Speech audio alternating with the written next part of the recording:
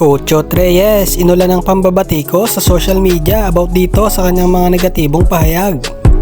At Kipe Ravena at Renz Abando, usapan pa rin sa social media, sino nga ba ang karapat-dapat na mapasama sa Final 12? Pinatikos nga itong si Coach Reyes about dito sa kanyang negatibong pahayag na tila ba hindi pa nag-uumpisa ang laro ay sinusuko na nito ang laban kontra dito sa Italy na ang inaasahang panalo lang daw ay dito sa Dominican Republic at sa Angola. Bilang isang head coach ng isang national team ay hindi dapat nagbibitaw ng mga negatibong salita itong si Coach Reyes, lalong lalo na kung alam niyang hindi naman makakatulong sa buong team.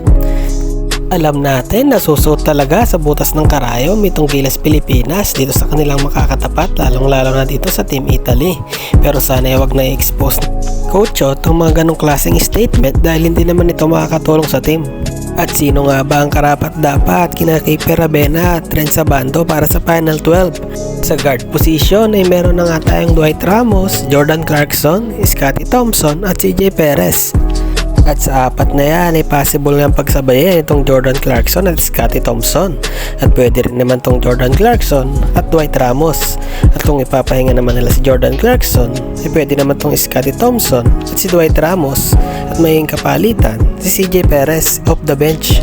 Sa totoo lang ay okay naman po talaga itong si Kipe Ravena mga kaibigan. Ang problema nga lang po talaga ay masyado nang mabagal sa panahon ngayon ng isang Kipe Ravena bilang isang point guard.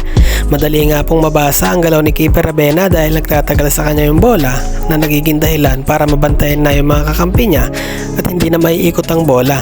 Dahil sa FIBA World Cup ay kailangan mabilis mamasa ang isang point guard para hindi mabasa kung ano bang play na gagawin ng Gilas Pilipinas. Kaya naman ay mas kakailanganin ng isang Renz Abando sa Final 12 ng Gilas Pilipinas dahil kumpara kay Kipe Ravena ay mas kayang maipagsabayan ito sa takbuhan lalong-lalo na sa depensa. Hindi rin naman po basta-basta itong si Renz Abando dahil kung napanood nyo po ang laro nito sa KBL ay nakipagsabayan po ito sa malalaking imports at hindi lang yun, marami rin itong nabutata ng mga sentro na di hamak na mas malalaki sa kanya. Kaya kung si Kipe Ravena ang isasama sa Final 12 at hindi rin naman magagamit, ay masasayang lang po yung slot.